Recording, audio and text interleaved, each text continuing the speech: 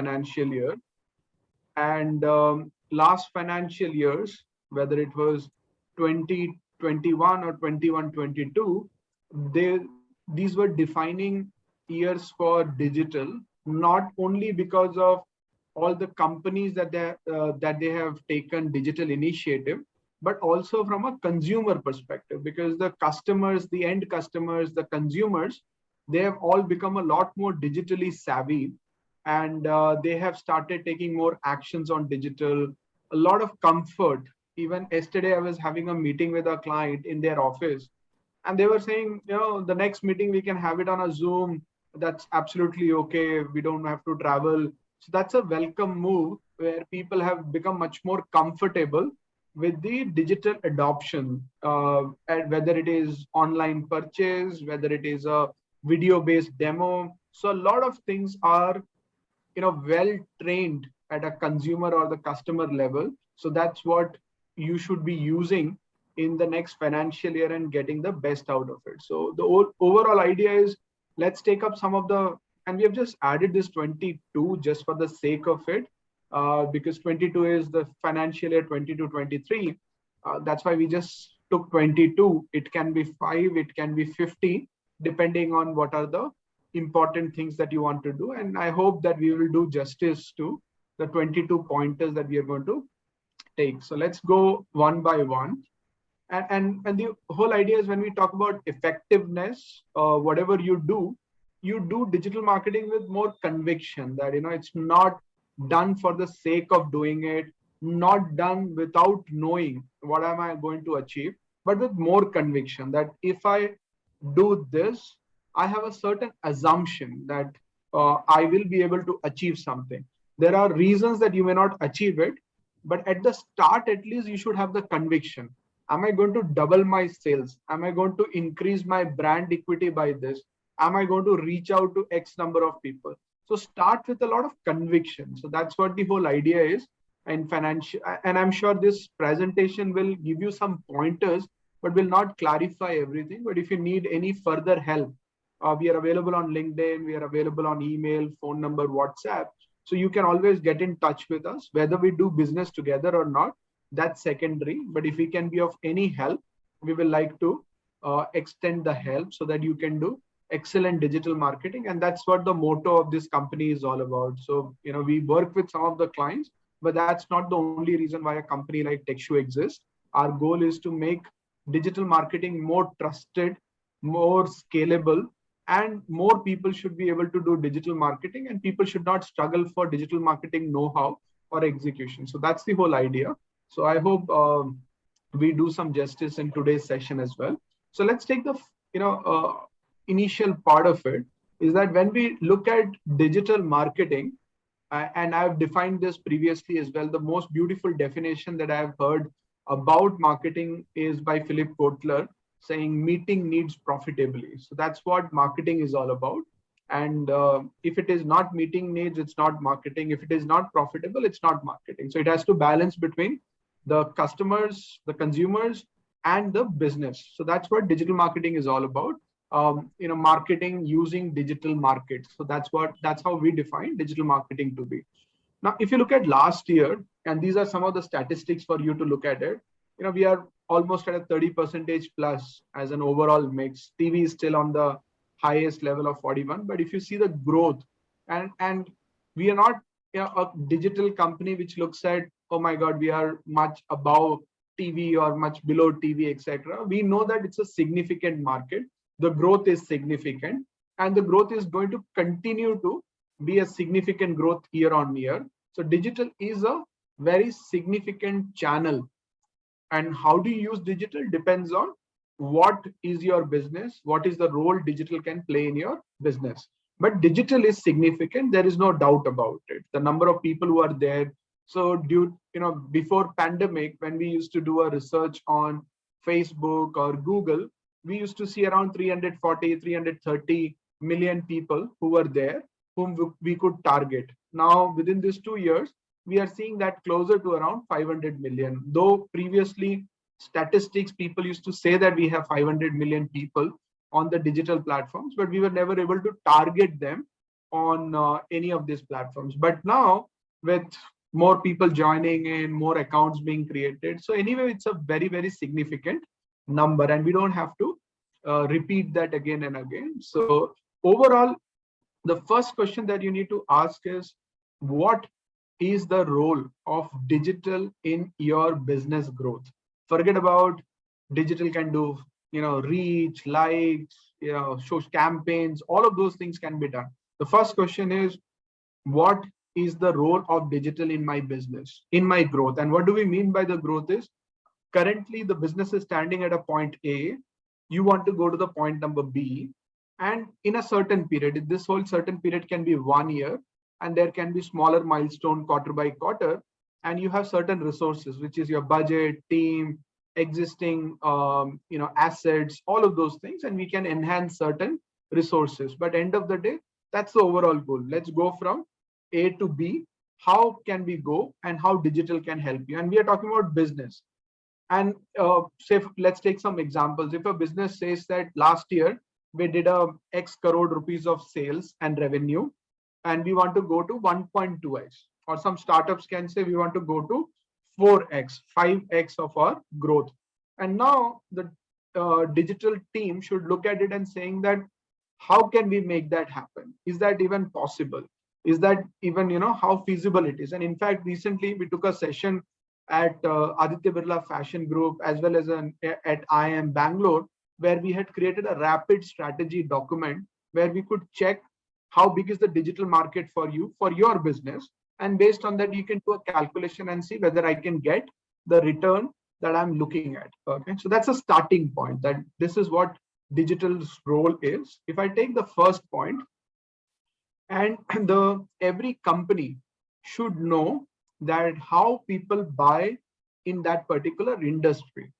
Do people buy because of an impulsive purchase, or do people buy because of a lot of research, or do people buy because of the brand recall that happens, or is there any other behavior or any other thing that we have seen? So first thing is, do you know how purchases happen in your industry? What is the buying behavior?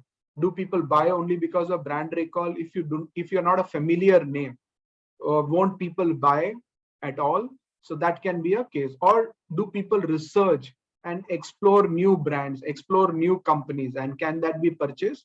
And that's how we look at digital markets as well. So there is an end of market where it is very, very popular end of market, which is the Google part of it, where before buying something, they go to Google, or they go to search engine, they go to marketplaces like Amazon, Flipkart, etc. They will do research, and then they will make a purchase. Do you know what percentage of your industry research before purchase?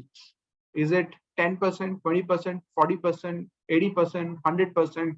So that will be very interesting for you to look at it. When we did research at various industries, that is overwhelming, anywhere between a 40% to 80%, 90%. In some industries, it's very, very high. So the way you need to look at it, if you remember that whole customer journey or customer funnel, you have interest, awareness, consideration.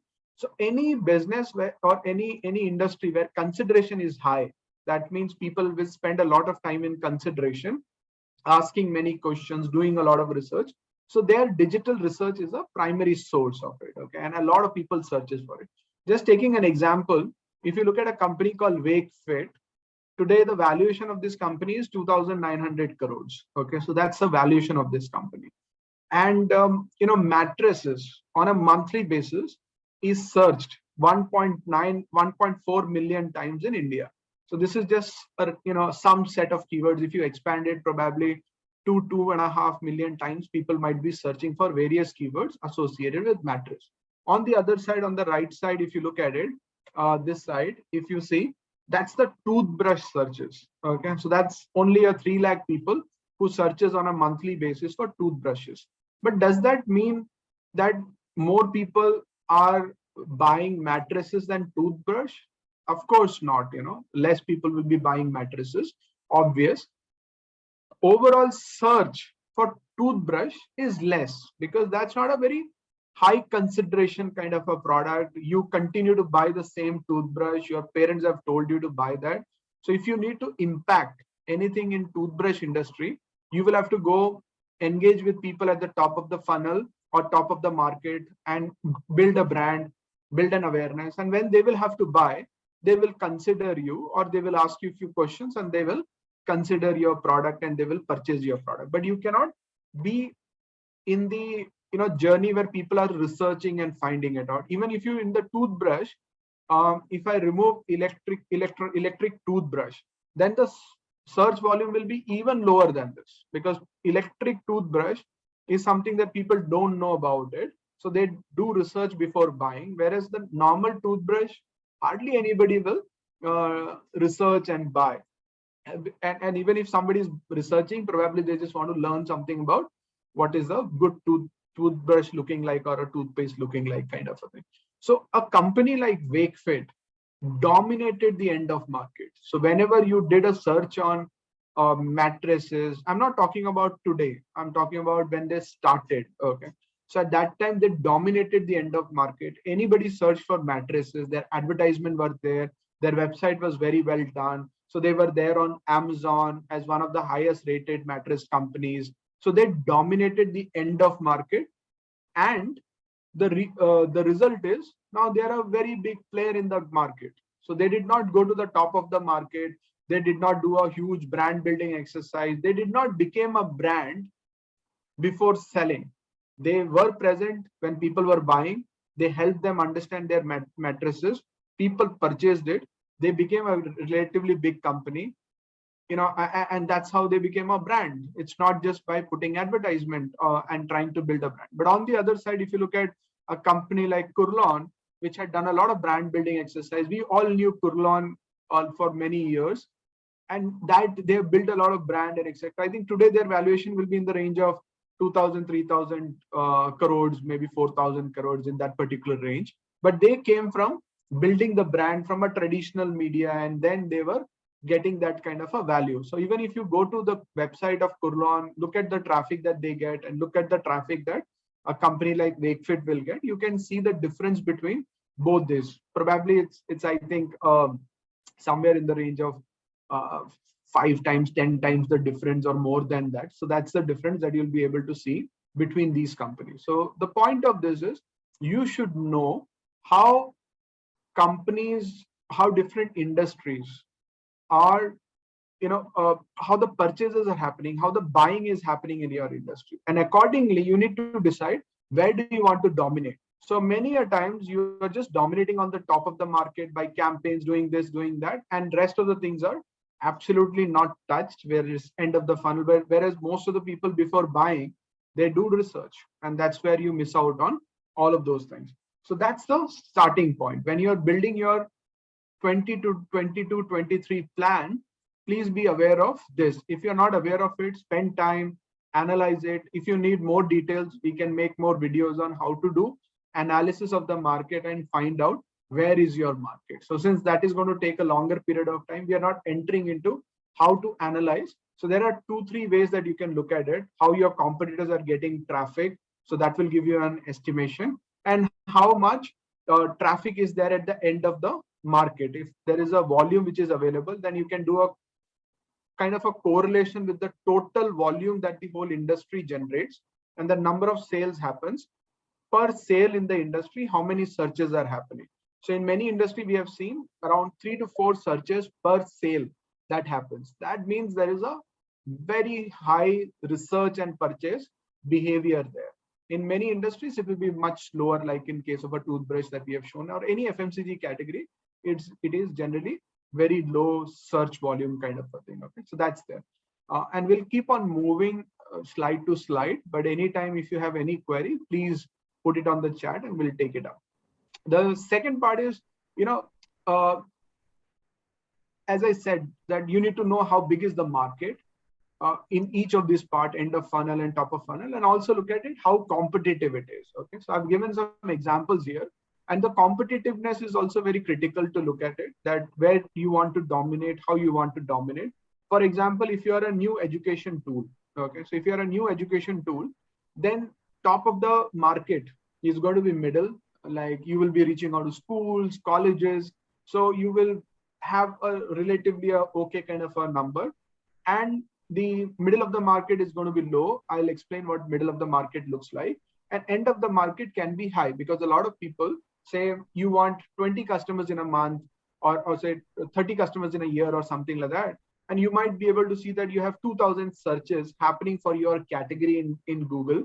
And you might be able to get around 50-60% of your sales coming only from Google research, because your market is still something that people are searching, because it's a new educational tool. People are spoken about it. There is a need in the market. But if it is an absolutely innovative product where nobody even knows that something like this can be done, then your end of the market will be very low. Only option that you will be left is go to the top of the market and create the awareness and become the leader out of it. But on the other side, if you look at the FMCG kind of a category, the end of market is absolutely low.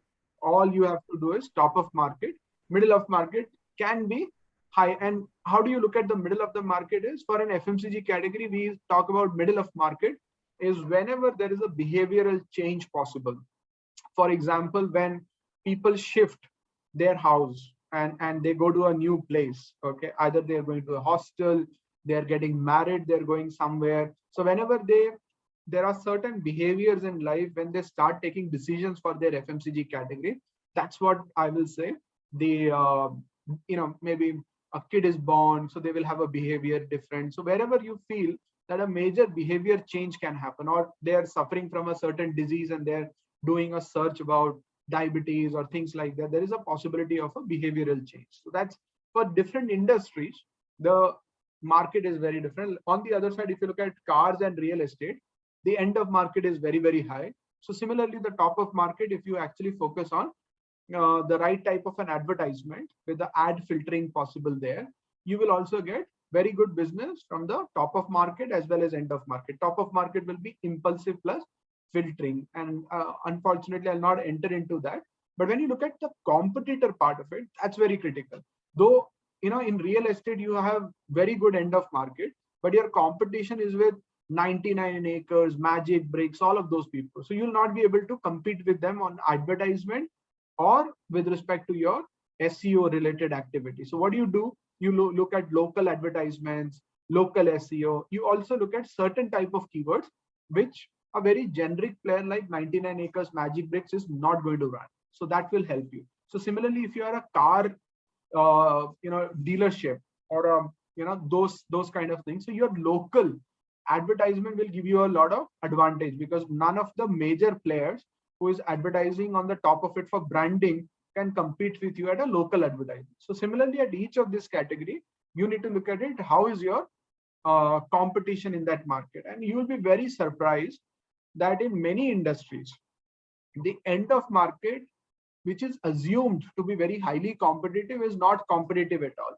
For some of our clients, we started working at SEO level, and within 2 to 3 months, we got ranking for 1700 keywords, 1500 keywords, not because we did exceptionally great job. Of course, the team did a good job, but the market also supported it with low competition. And it can be very, very competitive markets as well. So because of that, now they are getting a very good result from the SEO in itself. It's a consistent result without spending money that you are getting regularly. Plus the brand building that is happening is a bonus for all of you. Okay. So that's like the second part. You need to look at the market size as well as the competitiveness. And accordingly, you need to decide what market I need to dominate and how I want to go about it. And the third thing is, look at the customer journey and try and identify where is the challenge. Okay. Not only from your company perspective, but as a overall. For example, if I am creating a very innovative kind of a product, like say a mask, which is going to protect you from any kind of disease, and it's very easy to wear. It does not irritate you. It does not smell. It does not create all of those things. And you did an innovation. It's patented, etc., etc. All that you need to do is just create awareness, and there is a need in the market, and people will just buy. You don't need a creative messaging around it. You don't need to come up with very, very cool campaigns to tell people that this is a great product. people will just jump onto it and buy because the product match is very strong. So the job is just to create awareness, nothing else. That's the only role. Just create awareness and your business will grow. In certain cases, like if you see the FMCG category case, if you're getting a atta or a biscuit or any of this, it's awareness in itself is not sufficient. Along with the awareness, the right positioning, the right messaging, the right interest creation, the right type of campaigns, answering all of their queries, etc. All of those things will be required to get an entry in their life. So thus the campaign, the messaging, the communication, all of those things will be required. So is the reach the major concern? Not at all, because my audience is broad. The reach is very easy to achieve. What is difficult is my message good enough? Is my positioning good enough? Is my product positioning, market fit good enough?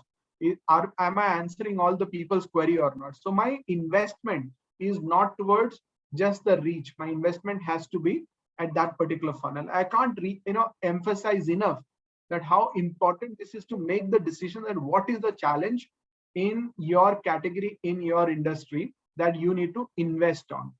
For example, in case of real estate and cars, again, the interest creation is not a major issue, because if people want to buy a house, people want to buy a house. So awareness, is it a big issue? Reaching the right people who are going to buy a car, reaching the right people who are going to buy the house in that particular location with that particular price is the challenge. Okay, so if you can crack it, the right people are coming to you. Plus, if you have the right information available on the website, your job is done. Then salespeople will take it up. So in your digital marketing, you will have to define what is the challenge that you are going to solve in your customer journey. Often what we see is, without knowing what is the challenge, we just go ahead and we create communication. We do a lot of activities where direct messaging will yield the best result. You do a very creative message and we don't know where is the hero. Is the product the hero or the message the hero? Okay, in case of a category, a non-differentiated category, the product cannot be the core or the hero, hero message. The message differentiation, the positioning differentiation, the campaign differentiation will talk more than the product. But if the product in itself is very cool and that can become the hero product or the hero messaging, then you should look at that and then just reach the right people and you will get your sales, you will get the growth. So you need to be very, very non-emotional as a marketer and saying, let me identify the right area where there is a concern and create my whole investment and category accordingly. So that's where look at it. That's the third. And depending on where the challenges is, build your mix accordingly. So hire the right agencies. If messaging is a challenge and you feel that without the right messaging you cannot grow, so then your big investment as an agency should be coming from the agency which can create that kind of a communication. But on the other side, if you see that, okay, the right audience reach is very critical, and so thus the agency has to have the strong expertise in, or agency team has to have the strong expertise in reaching out to the right audience. They need to have a very strong expertise in channel optimization, etc. Sometimes it's a mix of all of those things. So then you will have to hire an agency which is a mix of it. Similarly, the budget. So if the messaging as well as the communication, convincing is the most difficult thing. So you'll have to invest a lot more money in creating that communication, creating that advertisements, which will actually convince the people. Spending a lot of money on media will not help you. It will reach out to people. Your funnel will look like a lot of people on the top of the funnel, but they will not move forward because your communication did not support them to move forward. So where you want to focus, how much budget you want to spend, where will all depend on the previous slide that we have mentioned. So build your mix, build your expertise accordingly, and take it up. So that's the fourth point. And the fifth point is, there are multiple TGs available for your growth. You don't have to only rely on one TG. For example, at the top level, I have these big TGs, which is I can go to an end customer, I can go to a B2B, I can do a partnership with them. Like for example, Paytm did the partnership with Uber, and that in itself created a big enough pool for them to go after. So that's where reseller partnership took Paytm to the next level. So there are cake companies that I know. Those cake companies struggled to sell online, but what they did is they went to all of this, B2B companies which needed cake on a regular basis, which celebrates either a customer success like banks and others, or a car showrooms, or companies which celebrate birthdays and all. So they became experts in serving them, and that gave them a strong entry in that and a cash flow which can help them to go into the B2C market. So thus you have multiple audiences available. So you need to select that in this current phase, what is my audience mix? How much percentage for B2B, how much percentage for B2C, how much percentage for trade influencers. Trade influencers are those people who help the end customers take a decision. Like in case of um, furnitures or colors and etc., interior decorators might make a lot of decision for them. Carpenters might help them. Okay, like in case of a car battery, it's the mechanics who will make a lot of decision. In terms of which college you want to go, often the teachers, they um, influence them. The tuition teachers influences them. So you need to find out who are those trade influencers who will influence the people's decision.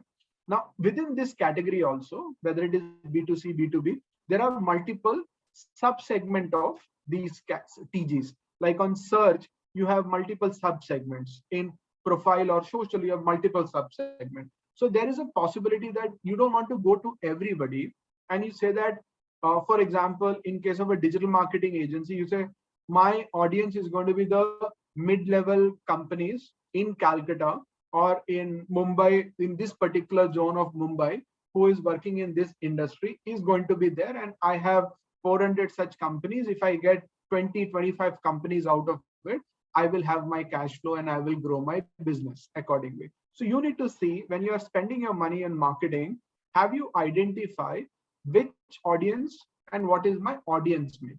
If you have not identified that, then you will be wasting your time and money into so many places without being able to penetrate that TG very well. So I will always suggest that have this very, very clear for your next financial year, that what is your TG mix. And all of those things we have spoken about, please try to put that into a document and be clear in the document. What is my mix looking like? What percentage?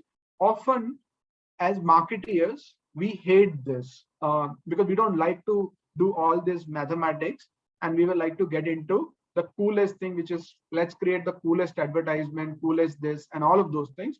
But end of the day, if your business does not grow and you did all of those things, I will say that this is not a profitable marketing. So thus it is not a marketing. Okay. So it has to meet the needs of the people in the market, plus it has to be profitable for the business. It has to achieve the goal it is supposed to achieve. Either you can be an artistic marketeer or you can be a commercial marketeer. So if you're an artistic marketeer, let's enjoy all the campaigns, let's enjoy all the advertisement, all of those things. But if you are a commercial, business-oriented marketeer, these slides are more important for them, because that's what we are all. We are all commercially oriented, business-oriented marketeers, where our job is to help the business achieve its numbers. So these things, you need to put that into your document and be very, very clear, and put this flow for all of your thinking, that how people buy in my industry, what is my customer TG mix, and what is the customer journey for each of the TG mix, and what is the challenge in this customer journey. If I keep this as the baseline for all of your thinking, so whenever you come up with a campaign, then you go back to your customer journey and saying, where is this campaign fitting into? Which TG am I targeting? Which customer journey is it a part of? And what type of problems we are facing? How is it going to solve? For example, if awareness is not your challenge at all, and a campaign comes up which is only going to create an awareness, then you'll have to stop it and saying that, no, I want a campaign which is going to create awareness and interest. Just an awareness alone campaign is not going to be sufficient. So can you please focus on a campaign which will give me the interest? So these four as a checklist, as a checkpoint for you, whatever you do, whether you do advertisement, social media, SEO, anything that you do, this will help you in making a decision for your financial year 22-23. Okay. And two other guiding factors for scale is how is the LTV and CSC looking like? And LTV and CSC is lifetime value of a customer and customer acquisition cost. That is very, very critical to keep looking at it. That's another guiding principle, that whenever you do things, is it going to be profitable? When is it going to be profitable? Is it going to be profitable in one purchase, two purchase, three purchase, five purchase? So you should be very, very clear about it. How is it going? And at what particular part of the customer journey is my LTV CSC having a problem? For example, when we put an advertisement, what we see is my expectation was that I will get a cost of click at say 10 rupees, and I'm getting a cost of clicks at 5 rupees. My expectation was that I will get 1,000 visitors to my website a day, and I'm getting 2,000 visitors in a day. But my expectation was that my conversion rate after they coming to the website would be around 2%. Currently, my conversion rate is 0.2%. Okay. So that means I know my actually, where is my CSC LTV breaking? Full LTV is lifetime value of a customer, and CSC is customer acquisition cost. Okay. So I'll, and just keep this as a pointer. We have done various videos on this. In our previous webinar also, you will find the same description of CSC LTV, and the CSC LTV is known as God metric. Everything that you do has to be matched with this, because there is nothing else which can correlate, which can tell you that whether you are in the right direction or not, except the CSC LTV. Okay, many people call it as a COCA, cost of customer acquisition, various terms, but it's CSC LTV, which is a benchmarking. So there you know that where my CSC LTV is breaking is my conversion rate is not happening. Thus, that's where my scalability issue is. And if unless I don't increase my conversion ratio, whatever money I spend, I will not be profitable. So I know I'm not like a non-technical person who shakes the laptop or shakes the machine if it is not working. Rather, I will open it up and I'll say at each level, looking at it, where exactly is the problem. So you should know by looking at the whole journey and saying where exactly is the problem. And if at times if you are struggling with this, ask our team. Probably they can share 1 or 2 Excel sheets where you can actually see color coding at each of this level, and the team can identify and say that, okay, this is exact problem in my scalability.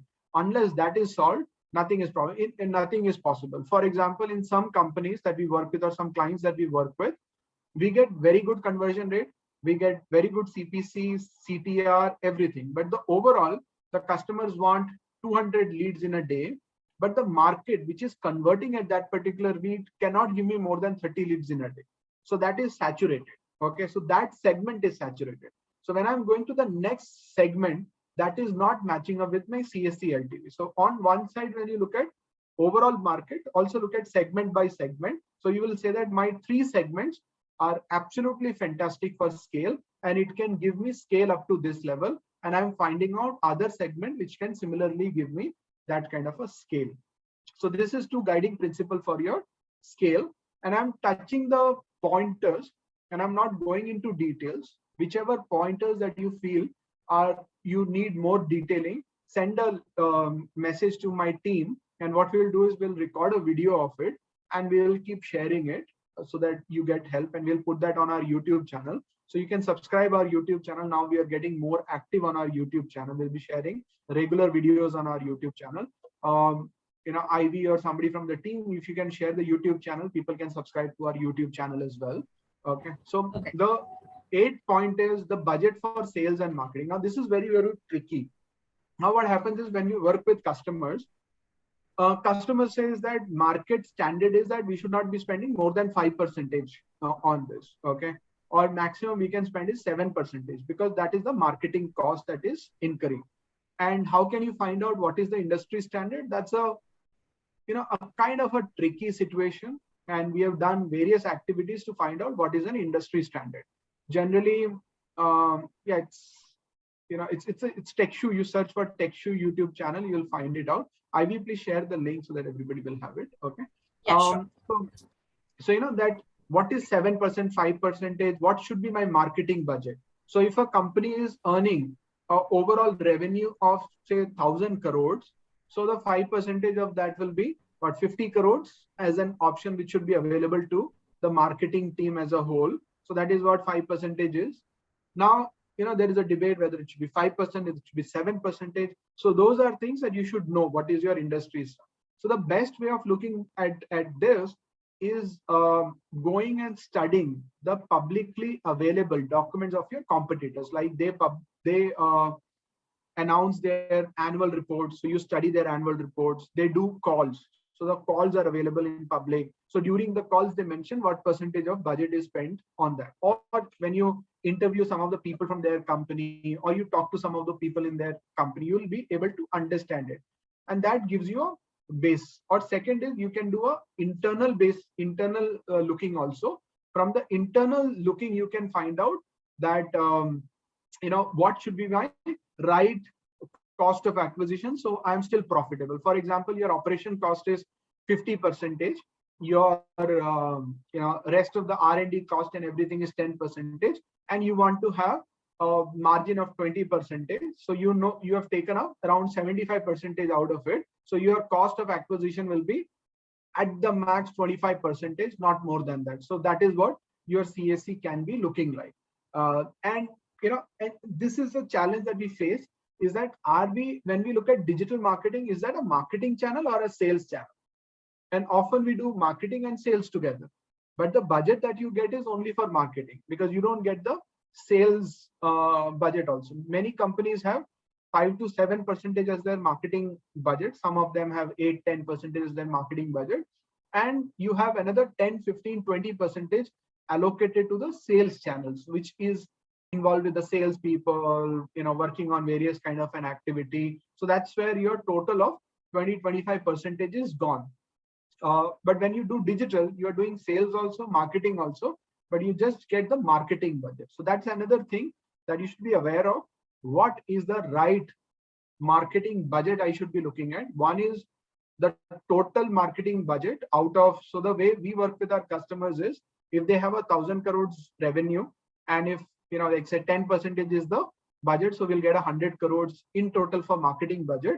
Out of this, if the industry standard is 30% going into digital, can we invest either a 35-40%, 50%, depending on what stage they are in and how digital is playing a role, or it can be lower than 30%, can be around 10%, 15%, 20%, so that we can create a benchmark and see how we can do it. So now we know what is my total budget available, and accordingly we can distribute the budget for rest of the things, rather than saying, oh, we invested 10 lakh rupees last year, so let's invest 20 lakh rupees. So that is not a good way of looking at how the budgeting should be done. So this is a good, interesting thing to study. I think last webinar, we did a lot of discussion on budgeting part of it. There are amazing pointers that we have added in our last presentation related to this. Okay. And as I said, the sales and the marketing budget, you need to be fighting and trying to find out who are you? Are you a marketing team or are you a sales team? So accordingly, you can take a right approach towards it. The 9th point that I will add is, it's related to the short term. You need to define the short term. So basically, when I put an advertisement on Google, my short term is that person will convert in a day, in a week maximum. Okay, so you get your returns out of it. And similarly, if I'm doing an impulsive sales, I do a return in a week time, maximum of a few weeks time, or that I will be able to get a return. Both are absolutely short term. I get it. When I say impulsive, you put one advertisement, people look at your advertisement and purchase. For example, I put a t-shirt which is saying digital marketing is the next cool thing. Okay, on the t-shirt it's written. I look at it, I love the t-shirt, I click on it, I purchase. That's an impulsive purchase. I might require 1 or 2 push to get the same thing, but it's an impulsive purchase that I don't have to make a time for it. But there are many products where you do not have an immediate requirement. You require a lot of interactions, brand comfort, etc., etc. For that, often we feel that branding has to be done for it, which is like, keep building the brand, in 2 years, 3 years time, you will get the sales. But my take has always been that digital is not the greatest media to build a brand recall for a very, very long time. So what you do is define your short term, that at least in a year, you should get 1 sales out of this. For example, in a jewelry, if I'm putting an advertisement for a jewelry, people will not buy immediately. people will buy when they have it, when they have a requirement. Either they will buy during Diwali, any of these festivals, or they will buy during a sales period, or they will buy when they are planning to do a travel. So various things can happen when they will buy, but at least in a year they will buy once. And if I'm talking about regular jewelry, not something like a gold jewelry or something, if it is a gold jewelry or something, then I'll have to have a period of 2 years, 3 years. Then I will target those people who will buy the jewelry in 1 year. So somebody who's getting married, somebody who's planning to get married, etc. So I'll target those people rather than targeting the whole market. Since for everything that I do in digital, my goal is to get my sales within that year, not going beyond that year, because digital allows you to do that. So that's the beauty of it. And I will explain how you can do that. So for example, for each of this, you can define your buying cycle, that how it should be. So if I'm doing something for hair care product, within a 3 to 6 months, I should be able to get my sales out of. So if I'm going and reaching out to a customer today, first is you should have an expectation that I don't want to convert this customer today in itself. Let them be comfortable. Okay, so that's what I've explained in my next slide. Learn how to create a short-term brand comfort. So you will have to design a sequence. So in that sequence, we call it as different tracks. So in that track, I will have say 5 message, 7 message, option 1, option 2, option 3, option 4. I mean, when I say option, these are under tracks, node 1, node 2, node 3 is there. So what I will do is I'll take one message and I will say start with say why I created. This is just one of the track. I can share multiple tracks around it. So which is why I created this company, why, for example, some people will say there was no such hair care products which was available in the market. So we created. So people look at it, So you need to have that, you need to give the customer that comfort. That's what I'm calling it as a brand comfort, rather than saying, Aaj hi kharid lo, today we have a 50% sale. You don't know about my company, you don't know about my product, but buy today because I'm giving you 30% discount. People are not going to buy because they're not comfortable with your brand. They're not comfortable with your product. So that's what you need to look at it and say how I can create a sequence. And digital allows you to do sequential advertisements. For example, I take a 1 lakh people and do a frequency with my first message. Whoever engaged with my first message, I put an advertisement and show them the second message. Whoever seen my second message, I show them the third message. So in that way, by showing them 5 different messages in a span of 3 months, 4 months, I am building a very good loyal customer base, which is 20,000, 25,000, who have seen multiple aspects of my business. And there is a high chance that many of these people will buy from me. So even if a 10% people buy from there, that's 2,000 people who are going to buy from me. So which is a very significant number by looking at a 1 lakh people that I'm reaching. So don't lose your patience. Build a sequential advertisement that will help you to achieve your numbers around it. And in that whole sequence, when you're doing, like a channel wise mix, as I said, or the customer journey, different channels will play different role. Like this is just an example of in the US, when you are looking at beauty and fitness, how different channels are playing different role. And I've taken another example. This we recently created for one of our training sessions. So from, end of market, middle of market, top of market, you have multiple channels that are used as introduction channels.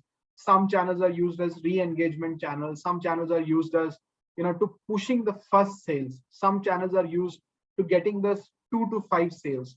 Some channels will be used for regular customers who have done more than 5 sales with us and connecting with them. So you have a mix of channels throughout the customer journey. Remember the slide that I said that everything that you do, keep asking, how is my customer journey looking like? So how is my channel fitting into all of this customer journey? And depending on the phase of your business, you will allocate your budget accordingly. For example, if you see here, this is a company which is operating in India and US into a fashion brand.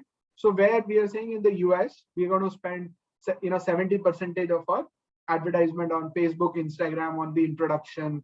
Okay, and Google search will be 25%, 5%. So my introduction, reaching out to new people, is going to be 75% of the budget. So if I have $100,000 available with me, I'll spend $70,000 in reaching out to new people because my current base is not big enough. But if my current base was big enough, probably I'll only spend 60%, 40%. Rest of the things I can retarget my same audience and get more sales from my same audience as well. So that's the role of each channel coming into the sequence. And not only the channel, look at communication also. Each of the section you need to create different communication, and control the frequency. If I ask you how many of you get frustrated with YouTube advertisement, I'm sure many of you will raise your hands, because the same advertisement follow you again and again and again. That's not good. So for example, I purchased a shirt from Bombay Shirts recently, and I went to their website, I purchased the shirt, and after that it's the same advertisement that is following up with me, that this is a shirt, that is a shirt, etc., etc. Now I am a customer of yours. Show me an advertisement which is very different from when you were showing it to me, which was like maybe a advertisement that a customer only sales is coming up in 20 days with a frequency of 2 or 3. So that is a very beautiful advertisement where I'll not hate you, because you are adding some value in my life. Okay. So throughout the customer journey, your advertisement has to be separate. And look at one big area, which is frequency. In your all of your campaigns, sometimes you will see your frequency is like 29, 59, or 60 frequency to your existing customers. Are you squeezing your customer to the death to get your sales? If yes, then that is what you need to change with the same old, stupid communication. So that's a big area that throughout the funnel, think about communication as you have thought about the channels as well. The 13th point that I will add is you have a brand guideline, but do you have a digital marketing brand guideline? Because many a times you have a brand guideline that this is my font, but why this is your font? Why can't I have a separate flexibility of font for a festival, for a festival post? Or why can't I have a flexibility in using a social media related activity? What is my extendability? Sometimes we'll say that this is my color, primary color, secondary color, highlight color. So these are my 3 colors which are available. But on the social media, can I use a gradient color, which is a mix of 3? So for the new channels, you will need extendability. You need various activities which is different. And what you can do is do a Google search on design language. So there are many companies which are coming up with design languages like this. I've taken an example of Altician, which has a complete design system. And this is the website URL, altician.design. They have created a separate web page for that. And I've just taken a screenshot from the brand, but they have multiple areas which are available inside their website. So you look at it and create a brand guideline specifically for digital. Your brand guideline should not be a hindrance in your growth. It should be a support in your growth. The brand guidelines which were there in the past. So many people use Roboto as their font, but Roboto is a mobile font which is available for your web pages. But if I'm doing a graphic, do I need to restrict to Roboto? Can I use the font which is making me look good? But what is the standardization with respect to this? Am I giving a 100% liberty? Do I want to have a control liberty? All of those things. And this is still in work in progress. We're trying to create a specific design guideline which will have all the components that is required in digital, but that's still work in progress. Whenever it's ready, I'll try and share it with more people and take it. And the 14th is faster decision making and faster changes. Okay, how do you do faster ad changes? How do you do faster A/B testing? So is your systems and everything in place to create it? Do you have a framework? Like we create a messaging frameworks inside the company, so which enables us that anytime you require a new advertisement, new format, new stuff, so we can go back to our messaging framework, and from there we can borrow everything, so that we don't have to start from the scratch. We can start from something which is already built.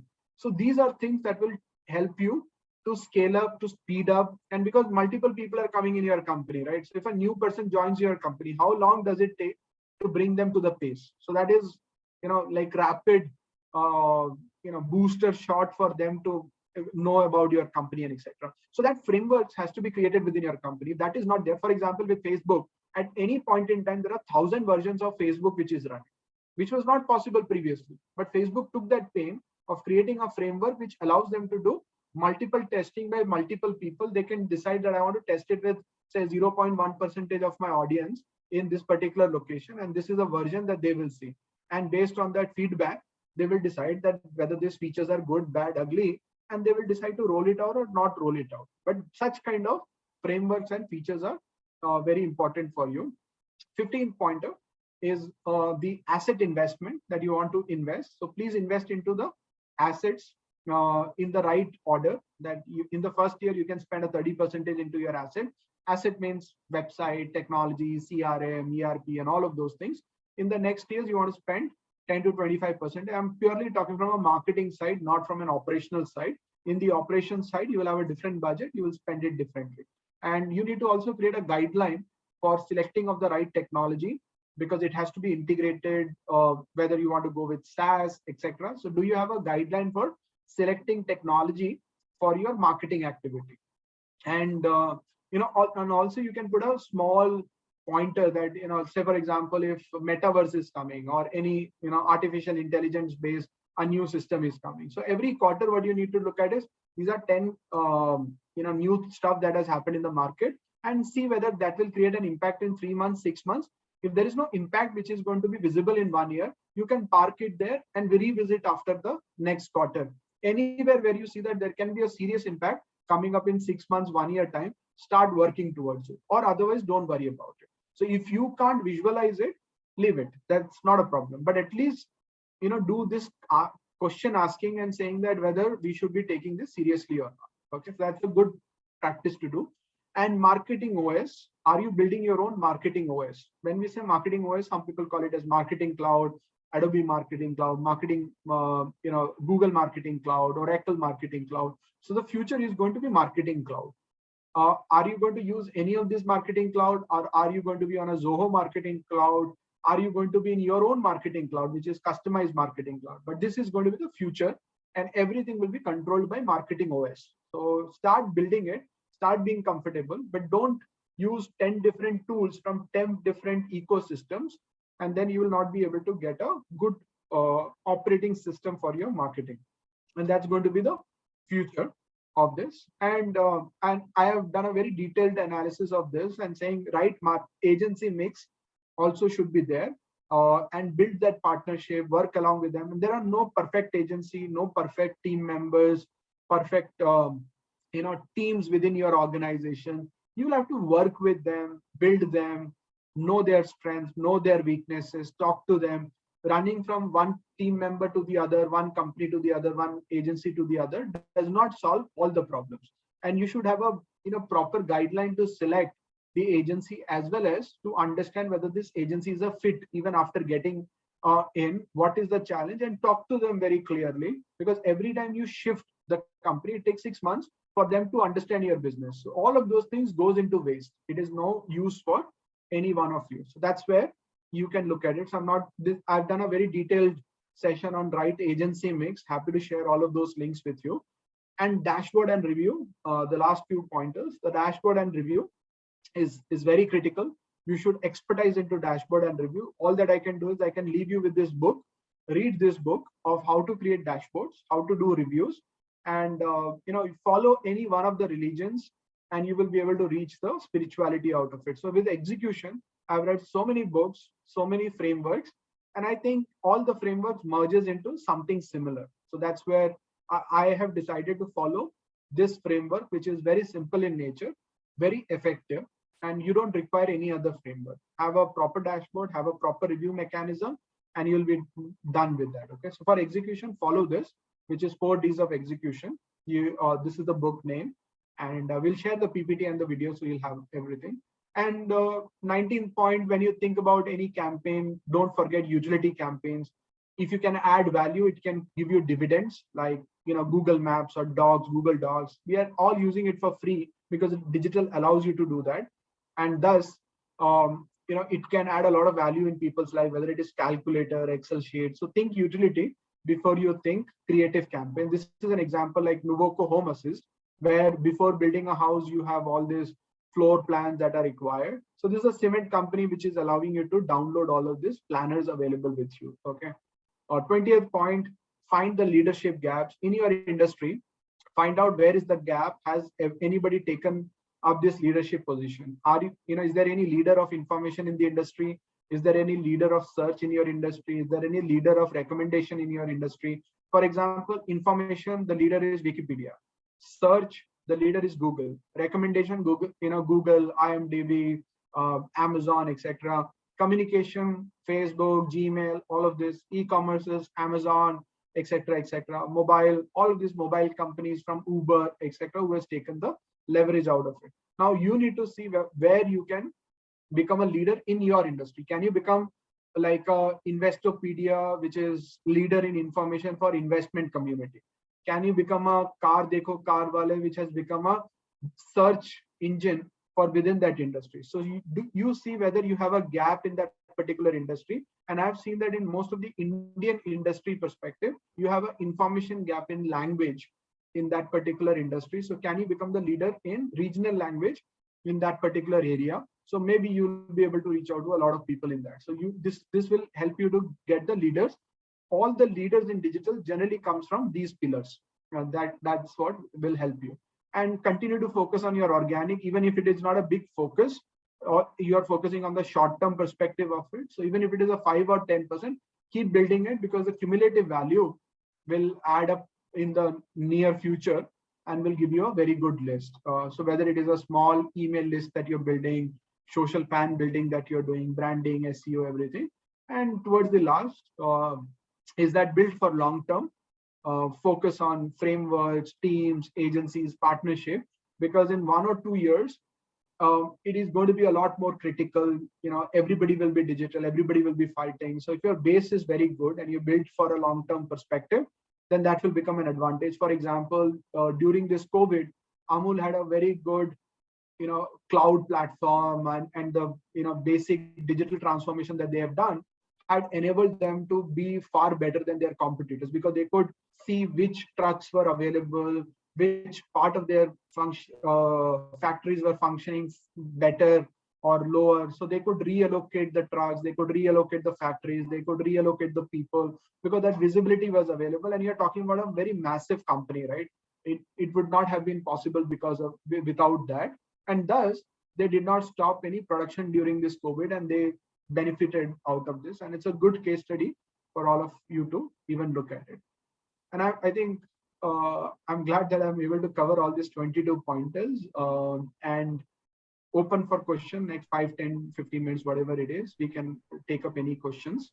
And we are open for questions even after that. You can send us email, a voice note or something, where we can come back and reply back to you. And I hope today's session was adding some new pointers to your decision making. And yeah, that's it. And over to you for any kind of questions. Please go ahead.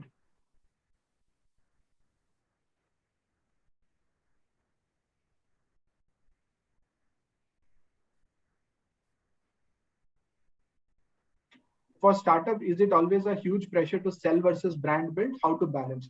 My suggestion always is startup should never invest money to build a brand. Startup should only invest to hire customers or get customers, give them exceptional service, and that will create a brand. Startups, by spending money, becoming a brand is very rare. That's very difficult to do it, because it's like, the amount of money that you're going to spend is like you are hiring 20 people in a city to shout your name once in a day. You don't become a brand. Whereas big companies will hire 10,000 people in that city, and they are going to shout your name 20 times in an hour. People will notice you because of the mammoothness of the advertisement. So thus, there is a possibility that that is going to give you enough attention, and thus you become a known name in the market, because of the mammoothness of reach. But startup, it just scratch on the surface. Don't invest money to build a brand, but invest money to acquire the customer, make them satisfied, excel in satisfaction, amplify that, get more customers, and that will build a brand, because word of mouth is a great marketing for startups. Okay, good question. And the second question is, what should traditional established FMCG brand do to take on D2C brand like Mama Earth? What is the role of digital for them? So it's a very interesting question. The first question that you should ask is, why the hell a D2C brand exists when we have so many big brands available in the market? I keep asking this question. The simple thing is, the established brands have never educated us that which shampoo is good, which product is good. Look at any of these established companies, how much energy and time that they invest into educating you. What should be your regimen that you should be using? What is there in my product? What product is good for you? Do you even know how to select the skin type, how to select the scalp type? They have never educated you. But these new D2C startups are educating you and telling you what products are good and telling you whether my product is good for you. You can establish like this. And thus, there is a knowledge gap between the customers were buying just because there was a brand, but now people are looking at knowledge, and through that knowledge that is happening. So if FMCG brands need to compete on that, they will also have to educate the customer. And then probably a lot of brands are also acquiring these existing D2C brands and trying to do that. But education is a very critical role, and there are so many other pointers that we should be looking at. But I will say that the entry point was given to these D2C brands just because there was a huge gap between how the education was happening in the industry. Okay. For a luxury real estate, what platform is good for lead generation? Okay. So, if you look at a luxury real estate, what do you mean by luxury real estate? So one is, on Google, people will still search. They will come and they will look at it and they will search for it. So in Google, what you need to do is, that's a very tricky kind of a thing. That's a kind of, gives you the best, return out of that is that in Google also you can target based on income bracket. Okay, Google search. That's relatively new. It's around 1.5 to 2 years back. So if you do that, then you will be able to get very good return. For example, we are working with some of the luxury real estate companies, luxury house product related companies. And we know that anyone who does not have a villa of more than 2 crores is not going to buy our products, because our product in itself is going to cost us 10-15 lakh rupees kind of. So we do, one is Google is certainly a good area where people are searching, but only target those people who are high income bracket people on Google advertisement, Google search advertisement. Second is same thing on the Facebook display, but your advertisement should clearly add that value, saying that my property is starting from whatever 2.6 crores, 3 crores, etc. So people will only click on your advertisement if they have that budget, and you put location and budget. These are two filtering in a real estate. Both the things should be available on your advertisement, and ad should be used as a filtering because your TG is not used as a filtering. So thus, if these are two things that you work, probably you will get your result out of those advertisements. Okay. Then there is a question called WhatsApp automation at all effective for D2C brand? Yes and no, but I will say that anywhere where you have a high consideration. Okay, so whichever is high consideration category, WhatsApp is very effective because people want to still ask you questions, right? So, and asking question is much more easier on a WhatsApp than asking that on a chat bot, because India is still not very comfortable with a chat bot as much as they're comfortable with WhatsApp. I've seen a lot of people jumping onto WhatsApp chatbot than the website related chatbot. For a D2C brand, WhatsApp chatbot, WhatsApp automation, yes and no. Yes, if they have queries and you have automated it, but if you're doing one-on-one support to a lot of customer, where is the scalability then? Then the scalability is not there, right? But in the initial stages, until the time you do not have market validation and you're not looking at it, you can give a support on that level. Or otherwise, you still feel that your lifetime value of a customer is justifying the kind of initial support that you want to do, then WhatsApp support. Get into the WhatsApp partnership with any of these companies, which you can talk to us, we can enable that. So you have the WhatsApp API, then you can have 8-10 people sitting behind the WhatsApp chat and enabling that scalability and giving them the comfort, connecting with your centralized CRM system, which can keep the account of that person and do a lot of automation at that particular level. That is good. And India lives on WhatsApp. Email in India, WhatsApp is the email. If I do an email marketing to my D2C customers, they don't even open those emails as much as they open a WhatsApp. But can I do a promotional WhatsApp bulk messages? Challenging, but yes, possible by getting those things approved by the WhatsApp framework, if that is possible. So WhatsApp is very, very effective without any doubt about it, but you need to use it very, very effectively, as well as cost effectiveness. You need to look at it. Okay, for an apparel startup, what should be digital marketing tools that one can use? Not a specific tool I will mention for an apparel. And if it is a boutique apparel, then I will certainly say that WhatsApp will be where a lot of conversation will happen, because a lot of people will like to talk to you. And there are some brands that we are working with in the range of 5 to 6 crores a year kind of a thing. And 80% of their sales happens through WhatsApp, because there is a lot of conversation happens, repeat purchases happens through WhatsApp for them, because one product will cost them around 2.5, 3 lakh rupees. So that's the people are comfortable in chatting on a WhatsApp related activities. So otherwise, I will, if I have to look at it, yes, if you are on an e-commerce and all, think about using a marketing automation like Klaviyo or any of that, which will enable you to do automation, so that you are using on one side a Shopify kind of a platform which is integrated with Klaviyo, that will give you some additional benefit.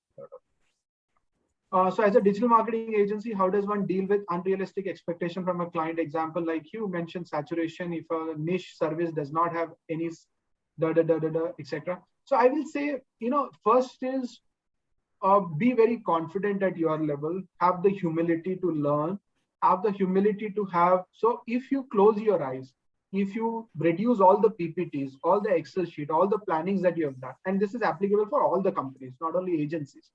If you minimize everything and you cannot replicate your plan, you cannot replicate your strategies, that means you don't understand the project, you don't understand the business. So if you are very clear, your assumptions can be wrong, your strategies can be wrong, but you are very clear about whatever you are doing. Then you talk to them, make them understand that this is what it is, this is what we can do, and the clients will start understanding what digital is. So you need to do the hand holding in helping them understand it in their own language. Like Einstein has a very good sentence that if somebody can't explain you in a simple sentence, they don't understand that subject altogether. So that is what I will say, that it's about first you getting it very clear, and then talk to the customer as a partner, or talk to the client as a partner, and do not have the fear of losing the customer. Then you can never be the partner to them. And if you are doing a good job, have patience. One day the agency will become the best agency, but keep working in the right direction. Not worried about one customer loss here, one customer loss here, but take every single feedback very seriously and work towards operation, work towards processes, etc. And you will see that customers are respecting you. Like 80-85% of our sales comes from referral. And that allows us to take our eyes out of sales and focus completely on operations. And operation is massive. It's so difficult to fix up an operation in an agency. Okay, so these are things that hopefully that will add some value to you. And Kauser is asking how to do DM for rebranding a real estate brand. So again, I keep on asking this question, that do I need to do a rebranding for a real estate project? Of course not. Real estate project as a rebranding is not even important. And remember that I've showed you that whole presentation which was there, which talked about that, the consideration is important. Interest, familiarity for a real estate is not that critical, okay? So, when you're doing a rebranding, like look at 10 of the real estate companies, and all real estate companies comes across as a real estate companies. It does not come across as, oh, this is a real estate company which provides, the greatest value for money. It has the best amenities, or it always creates, the properties in the right location, etc. So there is no such brand recall with the positioning that is available. Everything comes across as, is it a trusted real estate company or a non-trusted real estate company? So that is what you need to do. If it is a trust related issues, focus on building the trust. But otherwise, as a positioning, who we are, it's a debatable issue. So we need to have that debate, but I will not spend so much money into building a brand for a real estate company, but I will try and keep selling it and keep giving better quality product and amplifying it, rather than saying that, okay, we stand for this, we stand for that. If you really stand for this, then it is great. But often with the real estate, there are so many regulations and this, that standing for anything is so difficult. I have worked with so many real estate players, And internal stories are horrible. The way government treats them and things like that. So they will have delays, they will have issues, they will have negative issues, and all of those things. So these are sections. I would rather leave it here rather than going into details about it. Okay. Yeah, I think I've answered a lot of questions, and thank you so much for attending it. And I hope today's session was useful for many of you. And we'll be in touch. And if you require any further help, so stay in touch with us, ask us questions. And as I said, business is not important. If we add value in your life, and at some point in time, if you're a match, we'll do business. But don't hesitate in asking us questions. If we can help you, we will, of course, come forward and help you as much as possible. And once again, thank you everyone for attending that session. And we'll see you soon. Thank you so much. Thank you. Thank you.